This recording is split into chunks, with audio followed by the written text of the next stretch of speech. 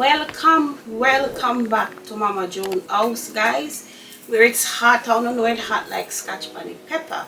Guys, I'm gonna share this with you guys. I have some personal problem.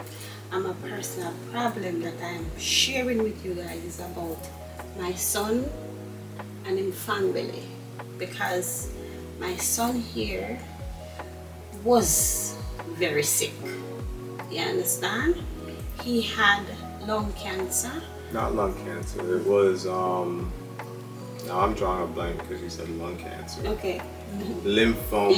Yes. Oh, but the lymphoma was in the lung, so you can think of it as lung cancer, but it was a lymphoma cancer, which is a cancer that flows through your bloodstream, and it created a lesion or a cyst, not a cyst, a tumor, essentially in my lung.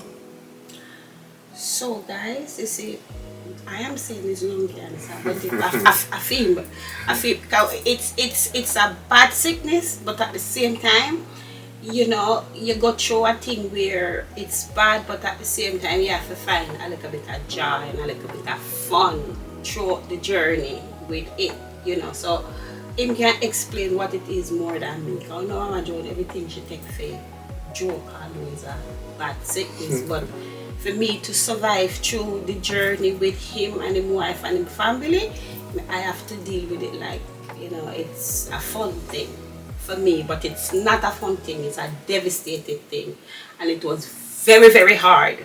Okay, so you know, this is why I didn't find the time to shoot no video. You know, I do a 1 and 2 little video, but this was something that really kick me to the curve. You know, when them say you get a curveball, that was a curveball where really, really hit me hard. You know, and my son's wife, she was there with him the whole time, and she's such a good girl, you know, to watch her struggle with the illness with him, knowing say him can be taken away from her, you know, and she worked with it. And we're at a stage now where I would say God had give him a second chance, you know, for all the way him go through, because when I said it's devastated, it is very devastated.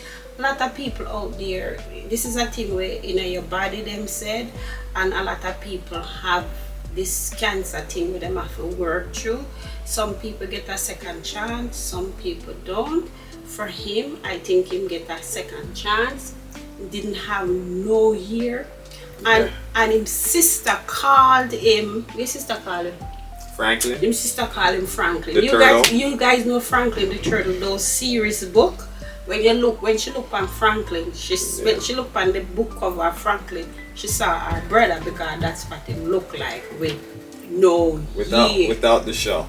Without the shell and the back. But his head was like that because he had no hair. So later on in this thing when we share with you, we are going to plan to make a little bit of healthy dish, because him have to eat healthy, him have to change him up, him have to change him my diet, essentially, you know, and you know, just to put forth preventative what's the word I'm looking for?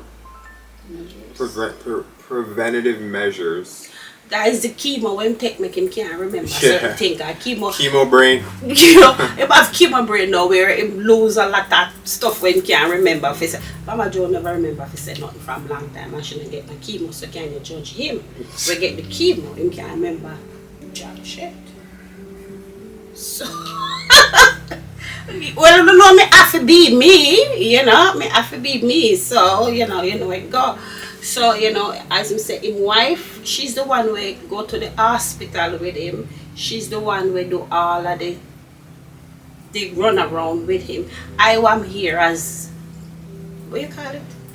Mental support. I'm here. See, moral support. Sometimes it's kicking, sometimes I'm here for the moral support and for help him out with, you know, cooking and, you know, tidying up and make sure the girls them is okay.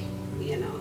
So my wife now, she can, you know, explain a little bit more about the sickness, but we're not gonna dwell on that, because what we are gonna dwell on is the fact that I'm healed. He's healing. He's him saying.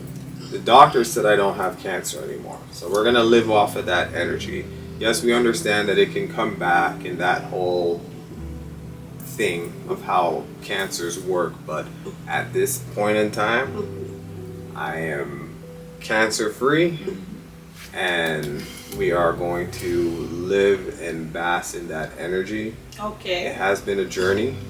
We've Yes. had some tough moments, but like you said, it's the joking around and things that we did that help kind of take away the extra stress that it can bring. And I would say for anyone who goes through the journey of cancer and having to deal with chemo and treatment and what it does to your body, it's very important for you to have that healthy moral support, love, family, jokes, friends. Like, use that. I would say I'm very much an introvert, and I like to live in my bat cave. I consider myself like Batman sometimes. I'm in my little dungeon, and that can be depressing. Yeah, I feel cool. I feel like I'm in my space, but you don't always. I didn't need to be in that space going through that time. Yeah, him didn't need to be a bat. I didn't need to In be a a cave. bat. Okay. So it was great to come at this point, to look back at the experience and to know that I had my mother and my wife and my parent, my father, the kids, my cousins, my brothers, sister, like just everyone that showed that family that dynamic. Yeah, yes. And my in-laws checking in on me. It means a lot, and you don't realize it until it's happening, how important that is. So guys, as I said, I'm just bringing this out to you guys to give you guys a little bit of information. This is just a little short what did I say? This is just a little short recap of whatever we've been going through for the past a year now. It's been about a year. Yes, for about a year now. One of the things that I feel like I really took away from this whole experience was just the importance of, you know, being proactive about your health in general. And, you know, thankfully we got Joe checked when we did, because even the doctor told you. The doctor said I should have been dead already. Right. That exactly. I shouldn't even have. It was a miracle that I was sitting in front of her at this time, to where the tumor had reached. Right. So like, just your body's giving you signals all the time, and so just like listening to that and taking the action that you need to make sure that you're okay and that you're really able to thrive, not just survive. Yeah. So don't take anything for granted. You never know. Yeah.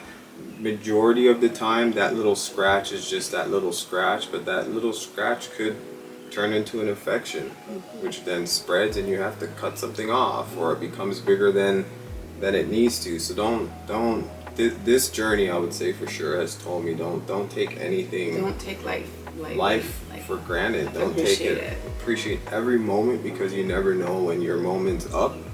And at least be in a place where you can be like, yes, I did all, I enjoyed all, I loved all, when you get to that point.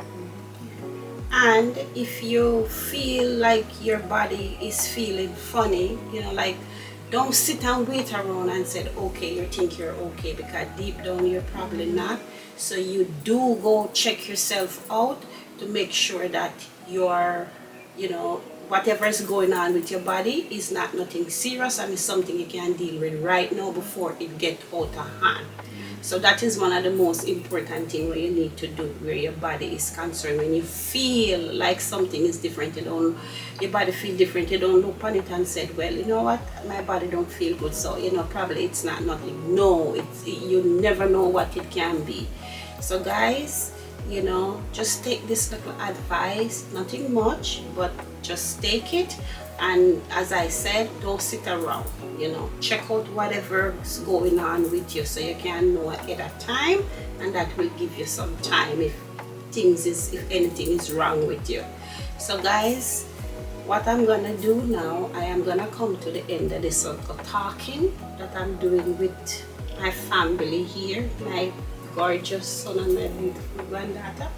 Gorgeous now. I'm your granddaughter now. I was thinking. Oh, you she's said her granddaughter? my beautiful daughter-in-law. She did say granddaughter. You know what? Mama Joan always talk shite. So she said granddaughter instead of I said my beautiful daughter-in-law. Because me always have my granddaughter, the mother around me all the time.